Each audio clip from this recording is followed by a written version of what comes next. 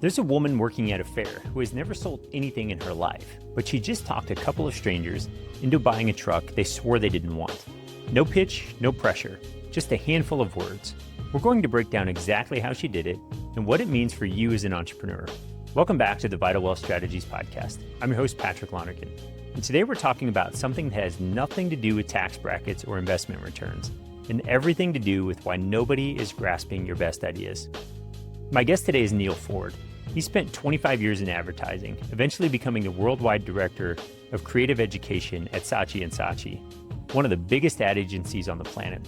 His entire career has been built around one discovery: facts don't move people, stories do. And if you're an entrepreneur, that's not a nice-to-have skill. That's the difference between a great strategy that dies in a meeting and one that gets adopted, funded, and repeated by your entire team for years. We get into why bullet points are basically invisible to the human brain, how to turn your worst days into your most valuable material, and a dead simple mental shift Neal made that changed the way he sells forever, straight from that fairgrounds tent. Stick around to the end, because Neal also breaks down the exact rehearsal habits he uses before every single presentation, and it's the kind of thing that's impossible to unhear once you know it. Before we jump in, if you want the tools we use to help entrepreneurs like you keep more of what they earn and build lasting wealth, head over to vitalwealth.com/resources. It's a free vault of everything from tax strategy to wealth building frameworks, built specifically for business owners. And if you're getting value out of these conversations, do me a favor and leave a review. It genuinely helps more entrepreneurs find the show. All right, let's get into it with Neal. I'm excited about our conversation today. We've got Neal Foard on the show, and this is going to be a lot of fun. We're going to get into story, and I think story matters in lots of different levels. But before we get too deep into that, Neal, thank you for joining us. Oh, thanks. This is quite a thrill. I'm a fan of yours, actually. All right. Well, thank you. I appreciate that, because I think, when we start thinking about the problems, successful entrepreneurs have lots of knowledge and experience and wisdom. And we were touching on this before we started recording. Like, I like to give the facts and the instructions and the spreadsheets and the presentations and the bullet points and the directives and all the explanations. And that information is correct, but it may not necessarily stick, right? And so I'm looking forward to how we can create emotional connection, improve memorability, and all of these things, and help people understand what truly matters. So I think that's going to be a lot of fun. And then we think about internal things, or internal problems, excuse me. It's like, I know what I mean. Why can't I get everybody else to see it? Right? How do I take this complex idea and sort of distill it down into a story that the entrepreneur can see the destination, without missing the conclusion that we're trying to create? Because it can be frustrating. Like, I know where people need to go, but man, if I can't get them to come in that direction, it can be challenging. And then finally, I think wisdom shouldn't disappear just because it isn't communicated well. And I think successful entrepreneurs, we accumulate,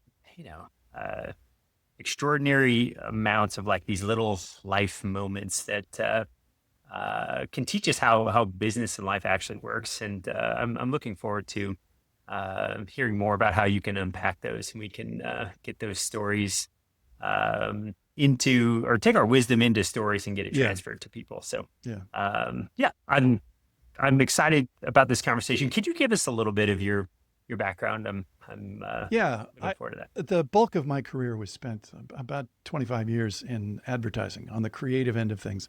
My job was to come up with the ideas that ads were produced from. And then later I became part of the creative management, where I was directing young teams to do the same thing. And over the course of my career, my groups got a kind of reputation for putting on very interesting and fun presentations. It wasn't enough to communicate an idea. We had to create an environment where you wanted to say yes.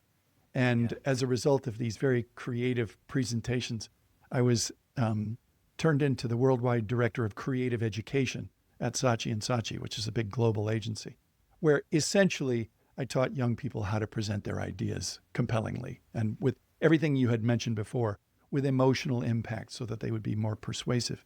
And if there's anything that I learned from a long career in the propaganda business, it's that human beings are logic resistant. You can talk bullet points at them all day long, and they never quite are persuaded by that. For example, the political divide we're living in right now. You can talk at each other all day long about facts, and this apparently is unmoving and will not change people's minds. But as you were saying to me before, and by the way, for the benefit of your audience, you are a great conversationalist. It's fun to talk to you. But in any case, you were mentioning the fact that, from biblical times and on past, the things that people remember are the stories. The parables from the Bible are what people remember. And it's because we can all put ourselves into those situations. We can see ourselves in those situations. If you're talking about the Good Samaritan, nobody pictures themselves as a Pharisee. Right. No, they see themselves as the Good Samaritan. Yeah. And in any case, to go back to the theme of why I'm happy to be on your show, which is entrepreneurs are, by definition, they're sort of ahead of the curve. They're one step ahead of the people around them. And because of that, it's difficult often for people to see what they see. And, people, this has been my experience and maybe yours too. People can't recognize a good idea when it is staring them in the face. Have you had this experience where they... Absolutely. Right? Yeah. And it's because it's not attached to trust. A great idea from the wrong person is not a great idea. Yep. The messenger has as much to do whether somebody adopts an idea as the message. And I don't think this is sufficiently appreciated by entrepreneurs. And many times highly successful people, even highly successful people, just by dint of the fact that they have enough sufficient drive is what produces their escape velocity. Yeah. Yeah. Right? It's not that they were incredibly persuasive. It's just they grounded and forced it through the edge. But when they're thinking about something like a succession plan or, an exit, they have to become very persuasive people. They have to allow people to see an idea. And this is often formed because of the compassion that they have in the way they put it. Now, what I mean is they've got to not everybody in the room is as smart as they are. You can't get impatient with people that can't see the idea. You have to give them the benefit of hearing it as a narration, of hearing it as a story in which the buyer or the next generation is the main character, not the person doing the story. I've seen again and again the great brands. Procter & Gamble has sort of made a much of their success was the fact that they would persuade you that it was whiter whites or more absorbent, or you know what I mean? All of those little tangible product advantages. But in the end, A.G. Lafley, who was for a time the CEO of P&G, he would say, I don't think you fully appreciate how it is important to win these people over. I don't want you to persuade me that it's 15% more absorbent or that it smells better. I want you to write me a love letter to my customers. And in doing so, they would produce some of the most beautiful advertising. I'll give you an example from the 2014 Sochi Olympics. The Winter Olympics, P&G had a big pod at the beginning, right off the opening ceremonies. It was the beachfront real estate of ad pods, right? Yeah. Opening ceremonies, first commercial break. And what they produced was a series of mothers. There was a Russian mother and a French mother and a Canadian mother and an American mother. And each of them was in montage showing how they would always, at first it was little babies that falling on their butts and the mothers would pick them up. And then it was toddlers and they would pick them up, and encourage them to get back up. And that now they had them on skis and on ice skates and on snowboards. And every time the kids would wipe out or crash into somebody else, and the mothers were there to pick them back up. And then eventually, they're serious athletes. And all of a sudden they're injuring themselves or having to put ice packs on and the mothers are there, the ones in rehab with them, and the mothers putting the ice pack on and always encouraging them. And then they are in the competition in the Olympics. And in that moment, each of the athletes, in that moment of triumph, when they have finally landed that jump, and finally, made it across the finish line before anybody else, what is the first thing they all do? They look for their moms. Mm-hmm. And at the end of the commercial, it just says hashtag because of mom. Yeah. And what happens is P&G yeah. says proud sponsor of moms. And all of a sudden on Monday morning, when they're in the supermarket and they have to choose between the P&G product that is 75% more expensive, you know what? When love is involved, money is no object. Right. Yeah. And it's so interesting. You started talking about that commercial and I started feeling the emotion. Oh, I think I remember watching that and like getting teared up the first time I see it. And I start to feel that emotion again now. And it's like, and I'm not a mother, right? But I had a mom that cared for me that way. And I was an athlete and I loved it. And so it's that story. It's powerful. The commercial tells a story. And in it, what they've communicated about their brand is, I see you. No matter what anybody else thinks, I think you're awesome. Yeah. And so what happens is they buy themselves a sense of trust because the customer goes, when I am seen and heard, I don't know about you, but I don't think these people are going to chisel me. I think because they like me and because they respect me, they're going to try and solve my problems. Now imagine the context for someone in your shoes or someone who is, making advice on tax strategy and so forth. Yep. The most valuable thing you have is trust. And the best way to communicate that to somebody is to tell a story about the situation they're in or the situation that you've helped before so that they can see in your mind, the star of the show, the main character of the story is the person you're talking to, not yourself. Have you noticed this, by the way? Oftentimes people will brag about, all the successes they've had and how, the great honors they've won. And, I can tell you from first experience, that does not win people over. Mm-hmm. Yeah. Yeah. Yeah. No, it's like, and I think we have to remember that each one of us, we're much more interested in ourselves than we are anybody else. And so it's like, your story is really great, but if you really want to move me, you've got to connect with me in a way that, appeals to my self-interest. Yeah. And so, and I don't even know it would be considered self-interest. It's an automatic sense that I can trust you because you see me. Now, let's think about why human beings, survived when we had to hunt bison with sharp sticks. Yeah. So here we are. And the thing that actually was marvelous about human beings, the thing that ultimately helped us survive was we were good communicators. We had compassion for other creatures like us. And we were able to sit around and look at the stars and talk about what happened that day and plan for the next day. And because we would tell each other stories about what it all added up to, and you had this sense that somebody cared about you, that you could trust, our social networks got very big. And man, there is nothing more frightening to a tiger or a lion or a bear than 100 people coming at them at the same time, like, oh, I want no part of that. Even creatures like lions are frightened of hyenas when there are enough of them. Yeah. And human beings, because of our ability to cooperate, that was our great superpower. And the cooperation isn't done through data. It's done through communicating to somebody that you understand them. Yeah. This is so good. This is so powerful. So I guess one of the questions that comes to mind, Neal, is, okay, I'm bought in. I'm ready to build story into our how we communicate to people to build trust.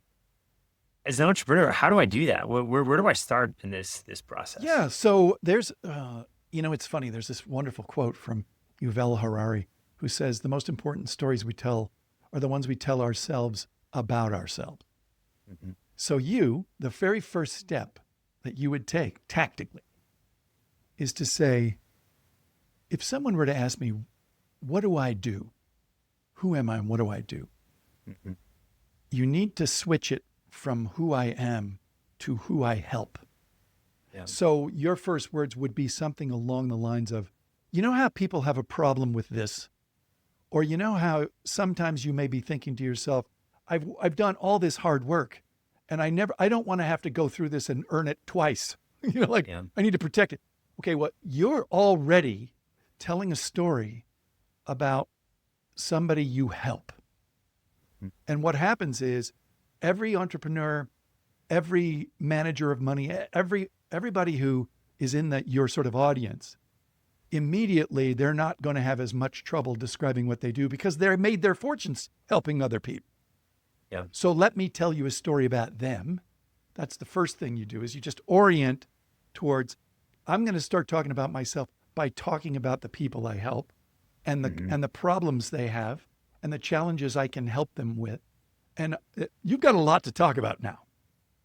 And most likely you have case studies about your friend Ron, who, came from generational wealth, versus your friend Denise, who bootstrapped her way up from nothing, and how you were able to adapt strategies and so forth. And so the first subjects, the first stories you're telling are about the people you help and about what you did special for them. But then there's another thing, which is, and this is something I tell people again and again, is your stories have to be uplifting. Like, even when somebody has lost it all, it's instructive and it will help you not make that mistake. In the end, the sort of resolution of the story is we're not going to let that happen to you. But the orientation is, I'll tell you something that happened to me in real life, which I repeat endlessly because I just get such a kick out of what a clear definition it was. It was this. So I was driving along. I did a U-turn, but I made it too tight, and I ripped the sidewalls out of both my left tires. So now I can't fix it myself because I got two flats. So I was really angry. But it's a problem. I was at the same time, I was within 300 feet of a tire store. So there I am. I'm feeling that kind of mixed emotions of, well, this isn't great, but oh man, was I lucky. I'm in the waiting room of this tire store. On either side of me are two women, roughly in their 50s. They look like Central Casting sent them over. They were auditioning for the same part, same rough haircut, same general wardrobe, same age, almost the same glasses. But here's what was different. So the woman on this side of me, she's on her cell phone and she is loudly complaining about a bad experience she had at a restaurant that morning, where the waiter got her order wrong twice. And she was very upset because she thinks the second time it might have been on purpose. And I think a mimosa got thrown. Anyway, so she tried to have the waiter fired, but the manager wasn't having any part of it. And so she was going now to leave a scathing Yelp review. And she was considering putting up signs on the telephone poles near the restaurant to discourage people from going there. Okay, and she hangs up. 15 seconds later, the woman on my other side says, I had a fantastic experience at a restaurant today.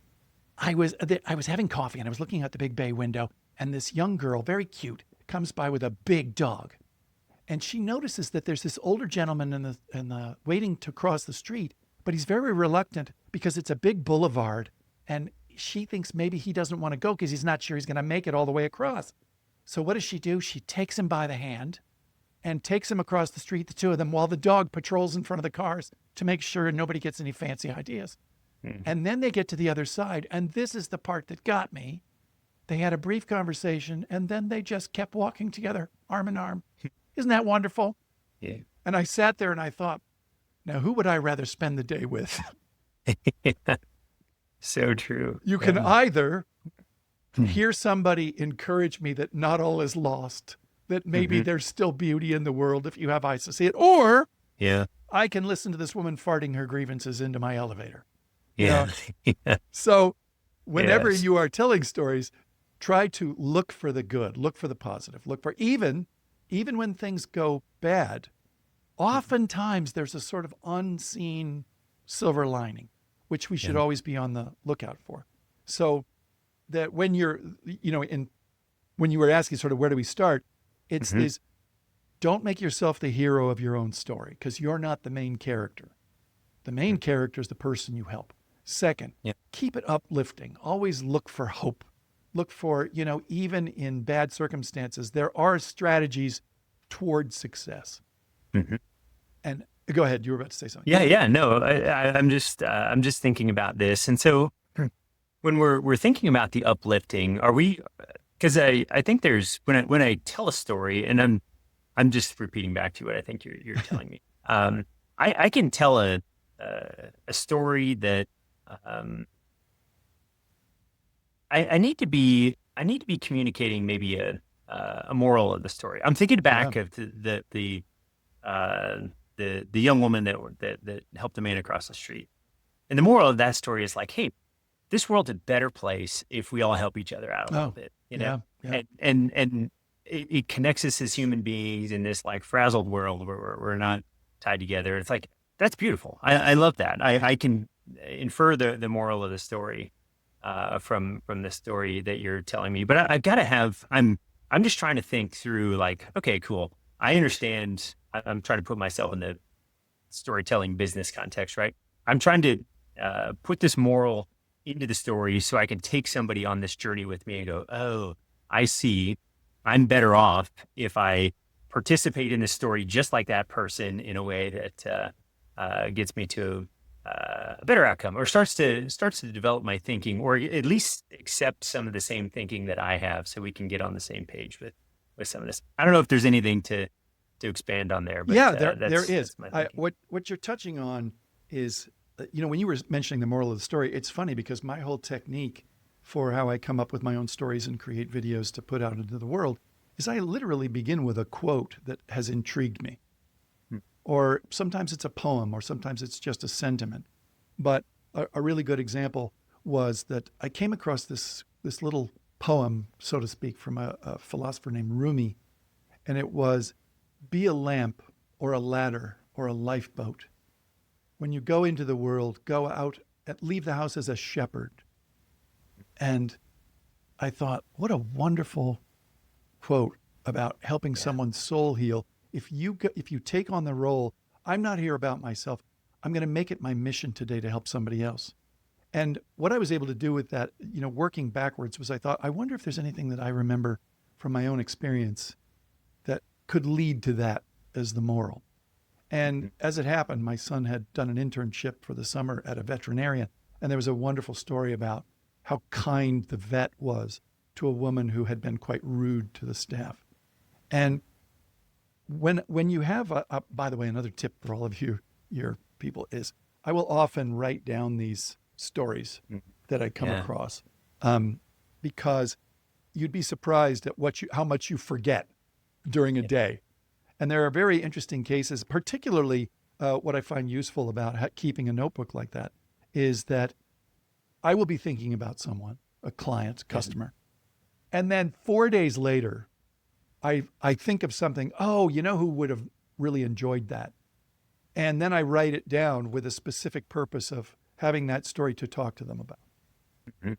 And that's fascinating, because it reminds me of a book I read. I believe it was called Storyworthy, and Matthew Dix is an exceptional storyteller. He's won these storytelling competitions. I can't remember what they're called off the top of my head, but one of the things he did to be able to like tell effective stories is exactly what you're talking about here. Was he had this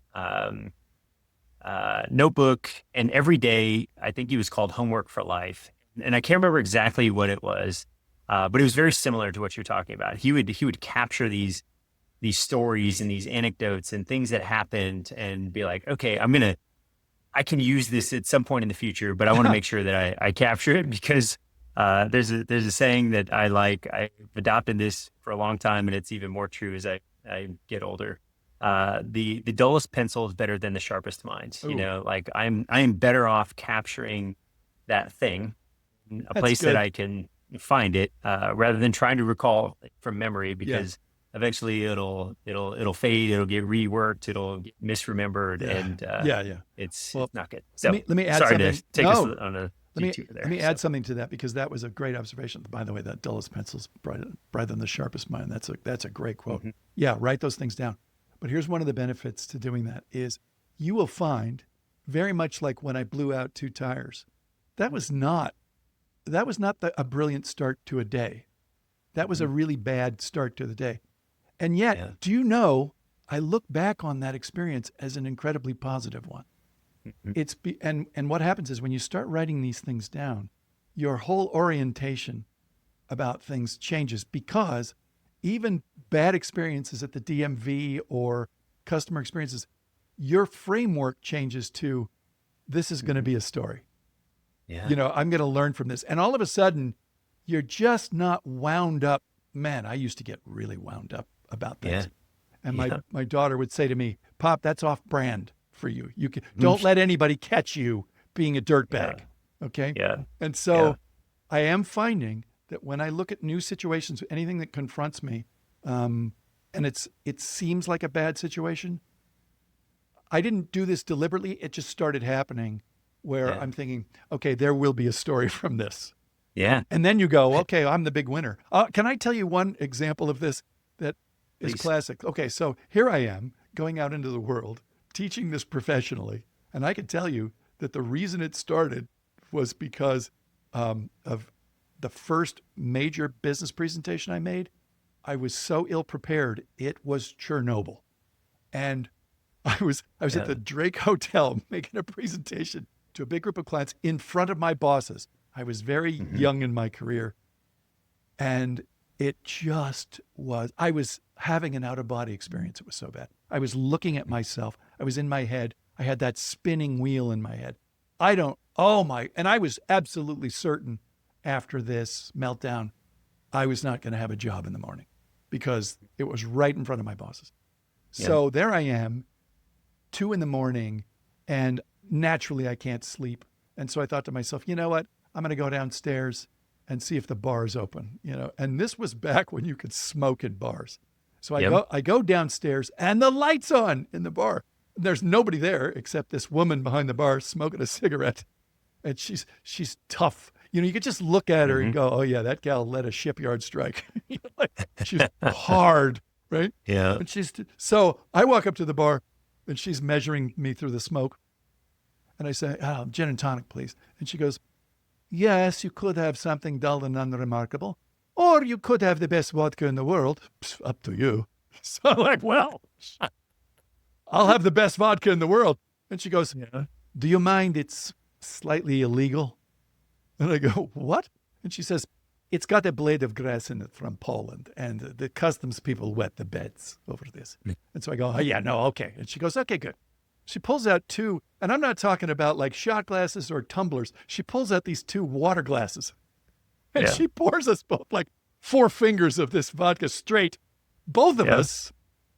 And then we clink glasses. Now, I noticed that when she was pouring it, she had this like something written on her hand, like a tattoo, jail yard tattoo. I mean, it was like something she'd done herself. And I asked her what it said, and she takes the big, she goes, 20,000 years ago, odds are good you get killed by a tiger or bear, or you fall through the ice, But we survive because our ancestors learned to freak out about danger, But now we keep it, and we have a bad meeting, we freak out. But it's not going to kill us, okay? So it says, Nyama tigrisa, there is no tiger. And I looked at her like, were you in my meeting today? No, and I told her, I said, you are, without a doubt, the greatest bartender in the city of Chicago. She goes, you may applaud. This is fantastic. By the way, it turns out she was not an employee of the hotel. She was like me. She'd come downstairs hoping it would still be open. Nobody was there. She turns on the lights. All the liquor is locked up. The only thing that was open was the bootleg bottle of Zubrovka under the bar. So that's what she served. This is amazing. So the reason I tell the story is, I'm telling you, that was a low point in my life. I was sure I was going to be fired. I couldn't sleep. I was vibrating with anger and self-recrimination. And she just chilled me out. And I thought, you know what? You're right. Nobody died. I'm not going to take myself too seriously. It was a real moment. Yeah. I love this, and here's one thing that I'm hearing, and it's reframing how I'm thinking about a story. But the thing that I love about your journal and capturing these stories is it gives you an opportunity. You know, in life we have stimulus, things happen, right? And then there's a gap, Yeah. and then there's our response to the stimulus, right? And that gap is where we get to decide whether we're going to respond to this thing in a positive way or a negative way. We can see the world as being totally against us, or we can see opportunity for like, oh, hey, this is a learning opportunity.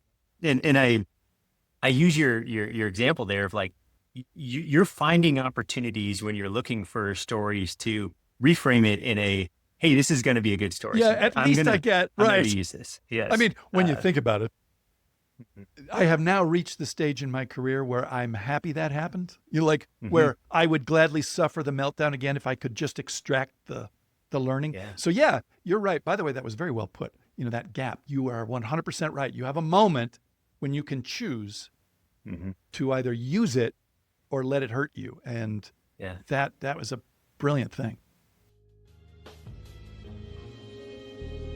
Just a real quick pause in this conversation with Neal. He's talked about how the best stories come from real moments, real questions, real conversations. And honestly, that's exactly how this show gets better too.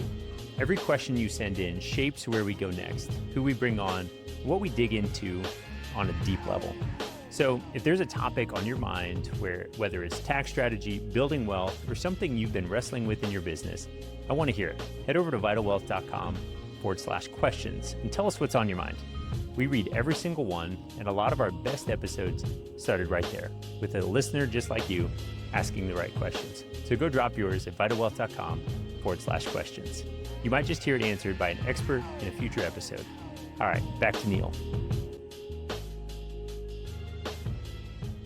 So Neal, one thing that this may go down as our most entertaining episode yet. I hope so. And so we may have to have you back because you're so good at telling Count me in. stories.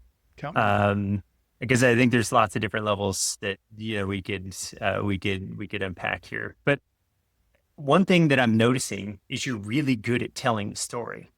How important is that to this process? Like, I start to recognize these stories. I start to unpack some of the moral of the story, but now I'm going to be able to deliver this thing in a way that is effective as well. So Yeah. can you walk us through I certainly can. how to build this? Yeah, because I when you said you're good at telling a story, I should be.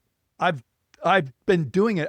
Thousands of presentations, thousands, and I did the math, literally. And here's the thing, and this is for the benefit of your audience: practice is what makes you better. Every stand-up comedian will tell you, they got to work that material. It's not. It doesn't come out of the notebook perfect. You got to work it. And there's this great movie comedian where Jerry Seinfeld, they follow him over the course of a year as he's trying to come up with new material. It's a grind, man. You have to work. Well, we've all been given a great gift that if you take advantage of it, you will be light years ahead of your competition. Here it is. Okay, now here's the thing. You can film yourself telling stories. Mm-hmm. If you got a presentation coming up, do yourself an enormous favor. Video yourself doing it. Now, you're not going to want to, because everybody cringes when they see that, right? Wouldn't you just absolutely cringe? And you'd go, oh, I can't watch myself. Well, guess what? If you can stomach it, if you can push through, if you can do it and just go do it, you have already done what 85% of other people won't do. So you're already ahead of the game. But here's another thing. On the day that you can get okay with watching yourself, when you stop cringing and only see yourself going, okay, I'm going to change that. Okay, that didn't work. What am I doing with my hands? Oh my goodness. On the day you can stop judging yourself critically and start saying only what I'm going to improve, you just turned pro. Yeah. That's a big day, because this is cool. This is really encouraging. And sorry to interrupt you, but I've got a friend who did some coaching for me and my daughter. And so I was recording a testimonial. My daughter's a really good high jumper. She's going Congratulations. Division One to Oh, high D1. jump. Okay. Yeah. Oh. She's good. And so she's actually, we're dropping her off at Louisville on Friday to sort of start her college career. And Congratulations. but I was recording some testimonials for this guy. Like I wanted to put these together and so he could use them for social media. And I was watching back my videos, and I'm like, am I dead? Like, what is wrong with me? Like, so I re-recorded those videos, but I did exactly what you're talking about. It was like, I'm watching them and I'm going, man, I do not sound as excited as the words coming out of my mouth, for this thing. Yeah. And I think we perceive that we're coming off a particular way, but then when we watch it in the evidence of that, it's like, no, I've got a lot of work to do to be able to really communicate in a effective way that's going to connect with people versus just kind of sitting back there, rolling through my stuff. Can I throw another tip out to your crew, which is, okay, Please. So I'll shoot a video for social media. Now, most people, they'll snap it off and they'll, okay, done and dusted, even with warts and all. I don't do that. I will do it over and over and over until I got it the way I want it. I mean, not a word is out of place. It usually takes me about 30 takes to get it like that. Now, you do anything 30 times and you've got it. You've got it to the point where now I can talk to you and I can spit it out and it's pretty clean. Yeah. And I don't think people really give themselves, you know how you have to invest in your business? You got to invest in your brand. Companies spend a lot of money on their brands. Well, guess what? Part of the expense of your personal brand is rehearsing it enough times where you're not just doing it right, you're feeling it now. You can tweak that energy level, Pat, because you've seen yourself going, oh, I need to bring this up. People that don't rehearse don't know that.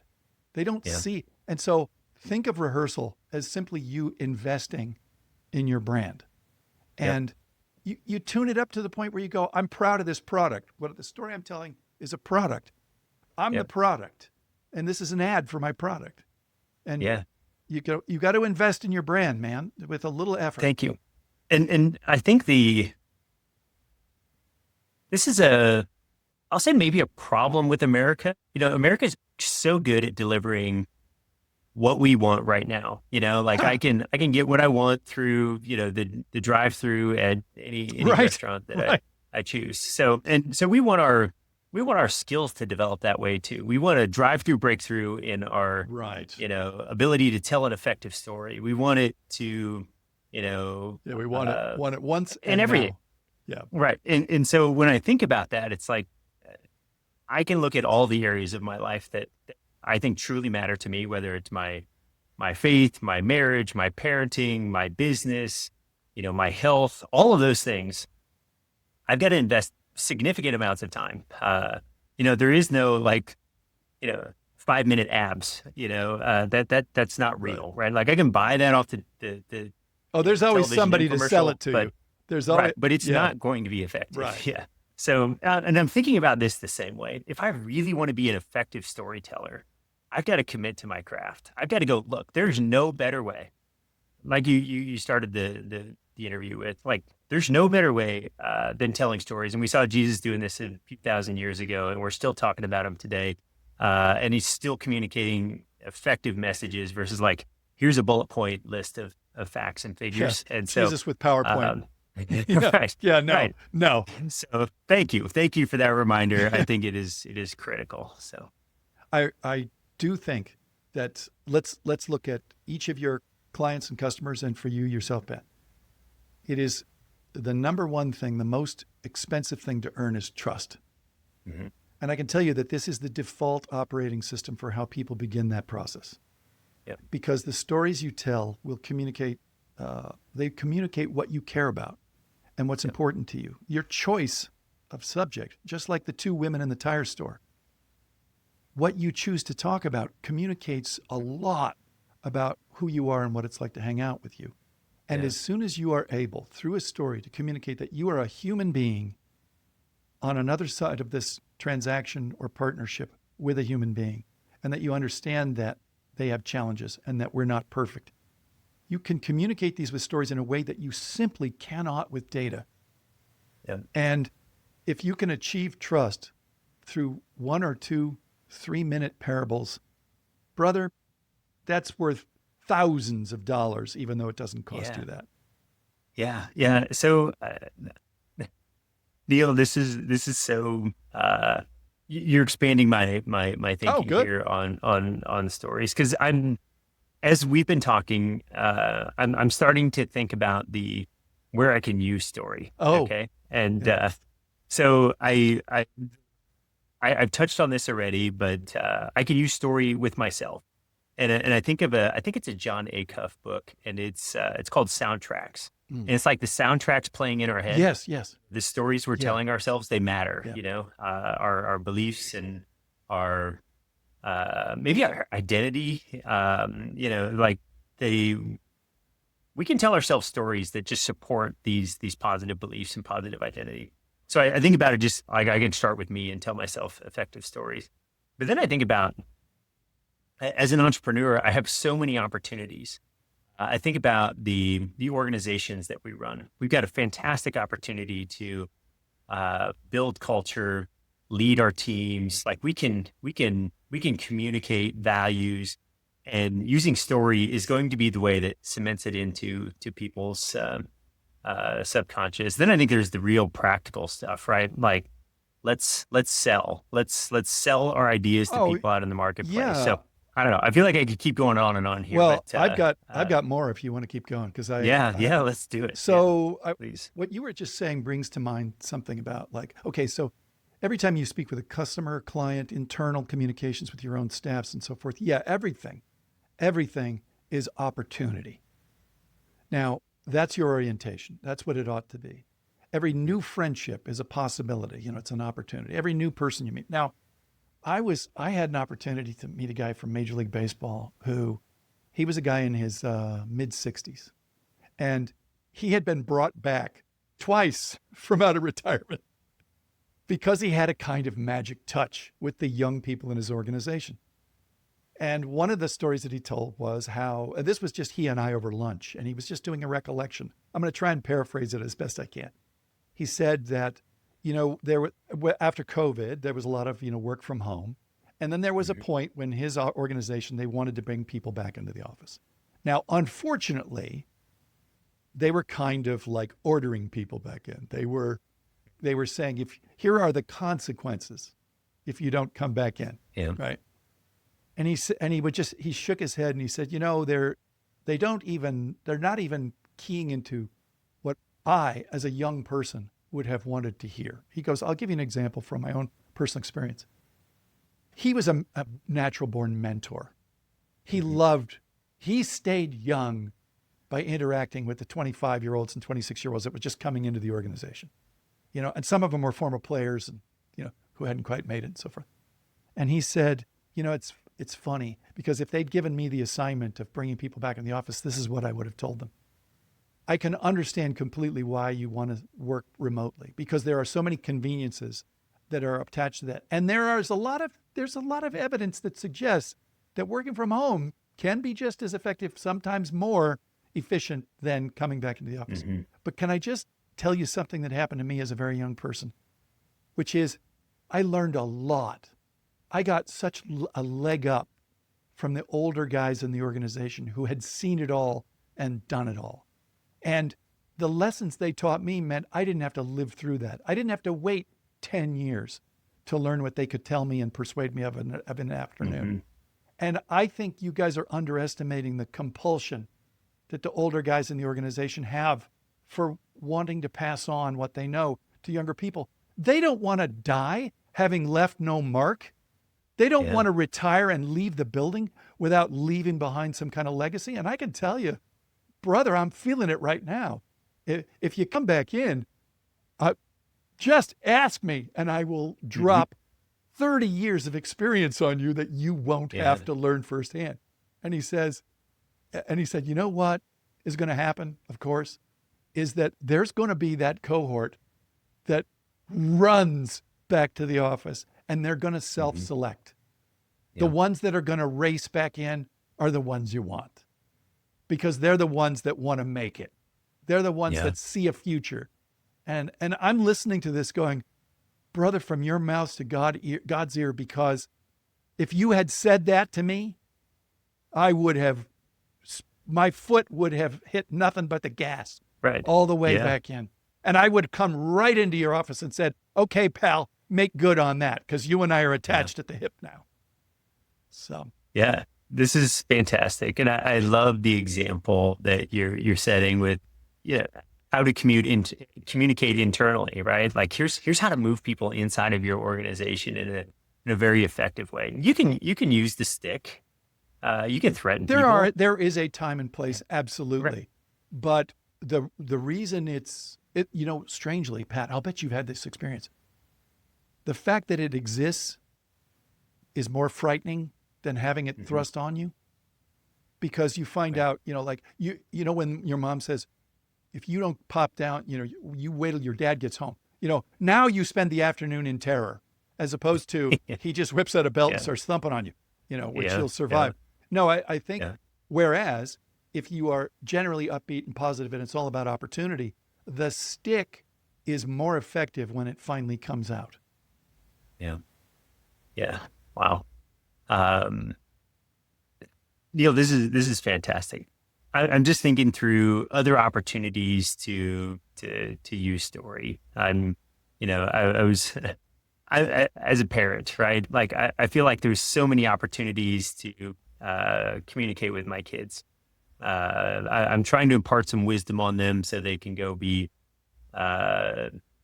healthy, functioning adults, right? And I can say, hey, do this thing or don't do this thing, or I can tell them a compelling story, right? Particularly from your own experience.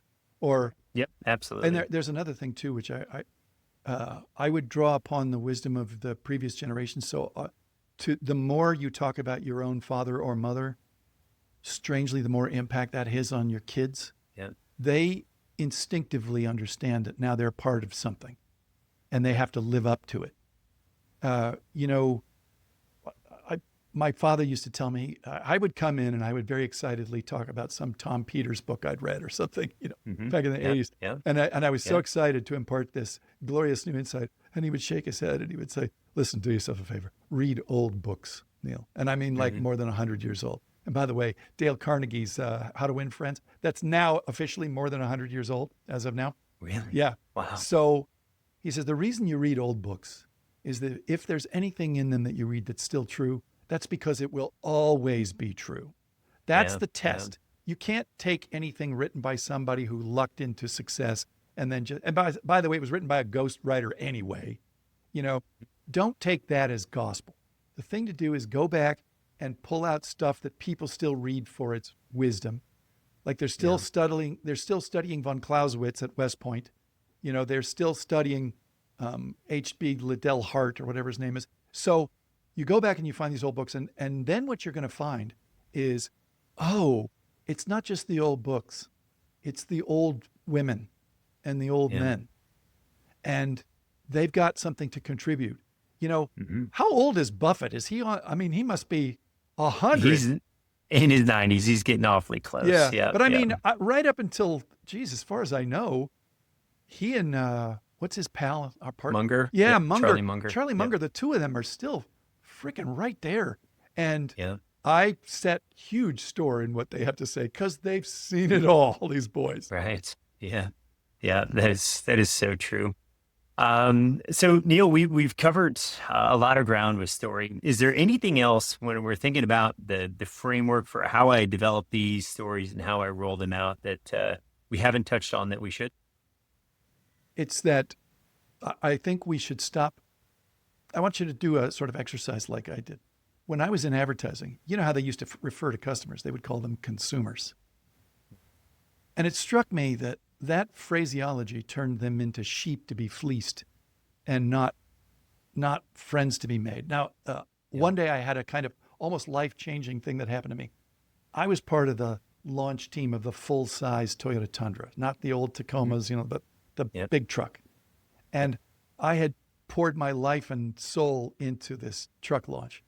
And I was at the New Jersey State Fair, and we were up at the Jersey State Fair is not in Newark. It's in the upper northwest corner of the state, which is, they call it the Garden State. Yeah, man, it's lush up there. It's country. It might as well be Alabama up in that northwest corner. And so at this country fair, the state fair, they had this big Tundra display. It was inside a tent to keep it nice and cool. And these 3 gals were out in front of this tent offering to give away these Tundra cowboy hats to anybody that would let them do a walk around. And let me tell you, that crowd was bib overalls and long beards and gimme caps from Ford. This was Duck Dynasty up there. Yeah, sure. And so these 3 girls, they were all very cute, but 2 of them were just model gorgeous. The third one, who was pushing 5 feet maybe, was one of these vivacious pixies who's just got the magic dust. And she was fearless, and she's going out to all these old boys and saying, "Hey, you guys want to take a look at the new Toyota Tundra? I'll let you keep one of these hats." And I overhear this. And these 2 boys, they're not very nice. They're sort of uncouth. Okay, and one of them says, and I'm not going to repeat his actual language, but he says, "I wouldn't get in that truck if you were handing out gold bars, sweetie." So she turns to the other friend and she goes, "Oh, I've seen this before. He's scared. He's scared he's going to like it, and he doesn't want to know." And the other friend goes, "Is that true, Dale? Are you scared?" And he goes, "I ain't scared." And she says, "Well, Dale, talk's cheap. You can prove me wrong. You can let me take you on a tour of the truck. You can prove it." And so now I overhear this and I'm like, "Oh, lady, you're great. I want to hear this patter." Beautiful. Right. Yeah, so I'm at the sort of gateway of because I want to see her patter. Well, she's showing him the controls and doing it, and they're laughing and she's yucking it up with them. And she's literally like shoving Dale every once in a while. "Dale, what do you think of that?" Okay, finally, she opens the big decab truck door, this big back seat. She goes, "Dale, look at the size of that back seat." And he goes, "Is it big enough to have sex in?" And she goes, "I don't know. Let's check the owner's manual." So inside of 20 minutes, Pat, those old boys were walking around that fair wearing those hats. And I thought, and I just did a little self-reflection, and I knew the answer to the question, how many ads would I have had to have shown them to get that reaction? And the answer is, I could have shown them ads to 2035 and they would never change their minds. Now, I went up to her and I said, "I saw what you did there, and I think you are an absolutely great salesman." She goes, "I'm not a salesman. I just like making friends." And I thought, this is a revelation. I am never going to call anyone that I'm directing ads at a consumer anymore.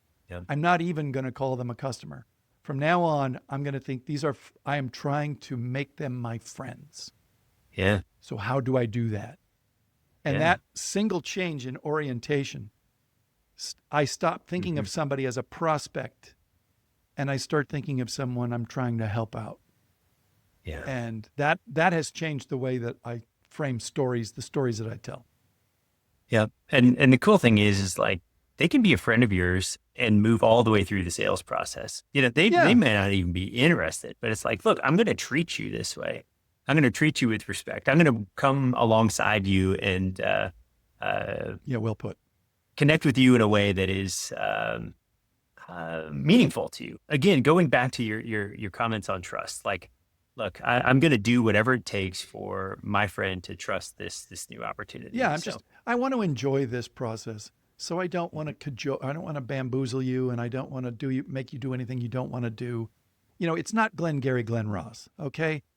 Right. We are people we're human beings on a journey. Like Pat, you're on a journey. You're living. You have children. You want to be a good person. You're trying to live up to the expectation. And by the way, when you have a daughter, you have the added responsibility of making sure that you are modeling what it means to be a man, so that she will never settle for somebody less than you. Yeah. Thank you. I have 3 daughters. And then you know the drill. I've worked really hard to set the standard really high for my girls. I've been dating them. I take them out on dates and try to try to instill in them, hey, this is how you should be Yeah. treated. So Yeah. anybody that comes less than that standard, they're like, okay, Yeah. we're going to move They're you like, along they're and like, wait. Yeah, bro, really? You're like, no, not for exactly. me. That's a Yeah. deal killer. Yeah, for sure. Neal, this has been Oh, incredible. good. I think about the stakes that are at play here, right? Like if an entrepreneur, human being in general, never develops this ability to tell story, the downside isn't merely that you're a boring speaker, but your ideas just are not transferable. Yeah. I think about our organizations become dependent on us explaining everything, right? The values become words on a wall versus behaviors that people understand. And I think about sales, right? And just being able to transfer that trust. You talked about the go-getters, right? The people that had success just because they drove so hard. Yeah. Imagine if they took that energy and effort and Right. activity and combined Sky's the it with, limit. Yeah. oh my Yeah. gosh, like it's incredible. And I just think about, the years of hard-earned wisdom that our clients have and the listeners have, that can disappear because nobody has captured those stories and contained it in a way that and transferred it to the team, the clients, the friends that we've now are trying to make. And so I just think it's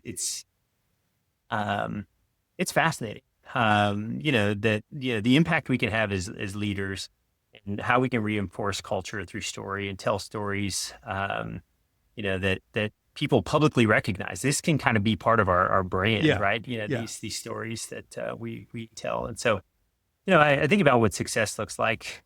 It's, we're telling stories. People are hearing them. Our employees are repeating it. Our customers are repeating it. Our children remember them.